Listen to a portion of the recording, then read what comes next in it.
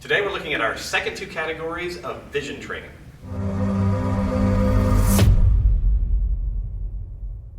Last week we talked about the four categories of vision. The reason this came up is that March in the United States is Save Your Vision Month. And whenever people think about vision, very often they confuse vision with eyesight. And as we discussed last week, vision is more complicated in that it is inclusive of multiple categories of skills, four to speak of.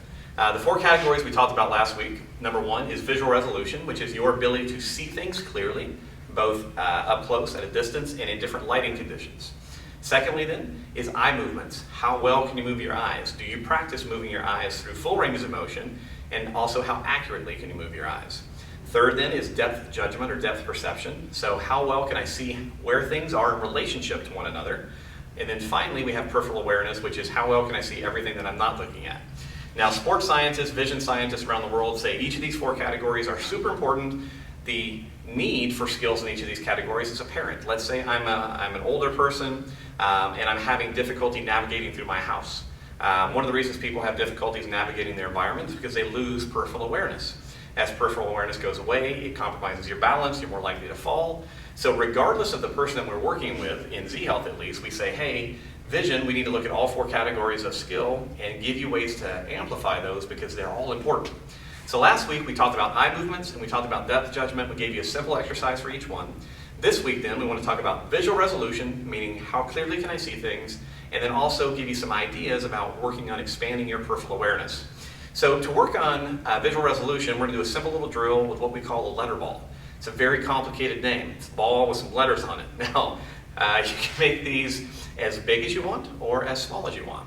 Now, obviously, whenever we're working on visual resolution, the whole idea here is how clearly can I see what it is that I'm looking at. So we do a lot of different drills in Z-Health utilizing letter balls, but I'm going to give you just a couple of simple examples. First thing to do, get yourself a tennis ball, write some letters on it, but I want you to write them large enough and dark enough that you can see them clearly in normal lighting. That's an important piece, all right? So large enough and dark enough that you can see them in normal lighting.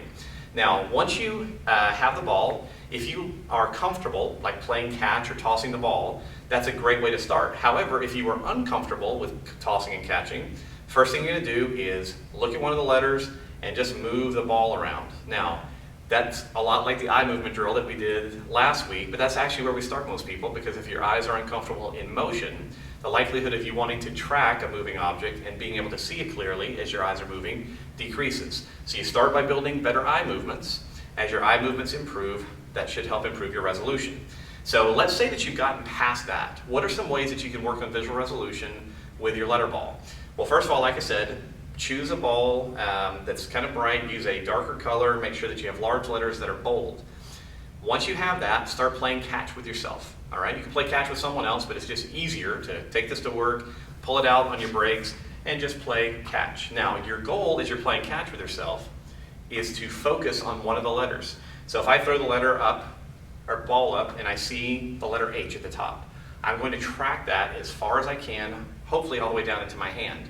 Now, if the ball is rotating, I'm going to switch my eyes to the next letter, and again, I'm trying to keep it as clear as possible. Now, the way that I progress this, obviously, I can start to throw the ball against the wall, I can play catch with other people, but giving yourself a small portion of a ball to focus on and trying to identify the letter is a great way to tell your brain, hey, activate, we want you to pay attention, and that will often help improve your visual resolution. Now, as you get better with the larger letters, make yourself a second tennis ball. One cannonball is really cheap. All right, your second one, you can make much smaller letters. You start off with the same process, making sure that you can follow the letters, the ball's in motion, and then you start off playing catch, again tracking, and utilizing your eyes, trying to maintain as much clarity as possible on your target. Once you've mastered that, the next thing that you would want to do is begin doing that in dim lighting.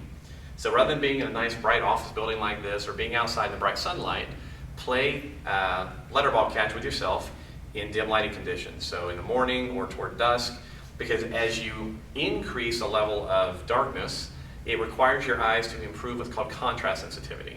And it is trainable. It's something that's been looked at through the research, so if you begin that process, the contrast sensitivity will also help improve your visual resolution. So, super simple, plus it's pretty fun. All right, I like doing that. Now, because I'm trying to keep this super simple and give you ways in which to work on your eyes that are not cumbersome, we're actually going to stick with the same exact tool as we begin working on our fourth category of exercises, which is called peripheral awareness. Now, peripheral awareness, as I mentioned, is your ability to see everything that you're not looking at. So if I'm staring at the camera, how much of the ceiling I can see, the floor, the walls around me, is my peripheral field. And one of the things that we've learned at this point in the visual sciences is that your ability to see in the periphery can be trained. And what you have to do is actually tell your brain that it's important. So the way that we get people to do this at home is very simple.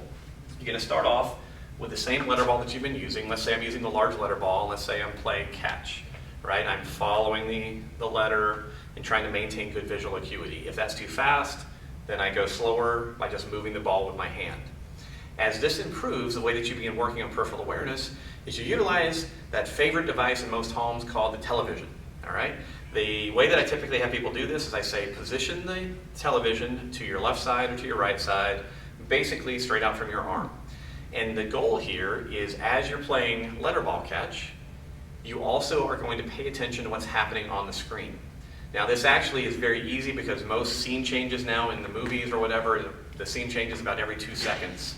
So you can actually go now, now, now, as you're seeing the scene change while also doing letter ball. So what that's training you to do is maintain awareness of what's called foveal vision, where you're working on your visual resolution and you're tracking an object, but you're also giving yourself some stimulus in the periphery. Now, obviously, if I put the TV on my right side, at some point I'm going to have to turn around and put it on my left side because training the right side of my peripheral field is not the same thing as training the left side. You can then do something really clever called getting in a lunge position or even kneeling. And if you kneel and have the TV up above you, you can then start to train your vertical dimensions as well. So it's a simple way, like I said, to work on your peripheral awareness while you're also training other skills.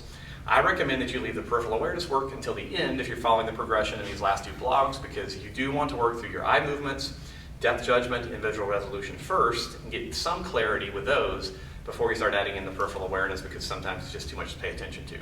So that's it, guys. 4 simple exercises to help maintain the health of your entire visual system. And we think, again, that if March is Save Your Vision Month, we're going to say, let's make 2017 Save Your Vision year. So give these exercises a shot. If you have any questions, let us know. Otherwise, good luck. Rolling.